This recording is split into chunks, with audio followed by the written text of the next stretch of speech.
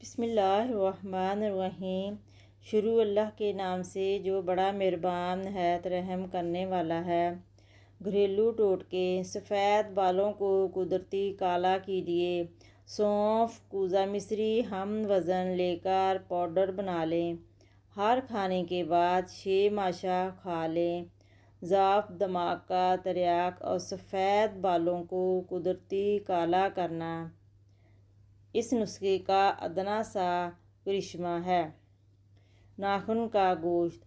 हाथ की उंगलियों, नाखून, गोश्त ढीला टेढ़ा हो जाए तो स्पिरिट मोटे तिनके से चंद कतरे गोश्त और नाखून के दरमियान सुबह शाम जज़ब करें।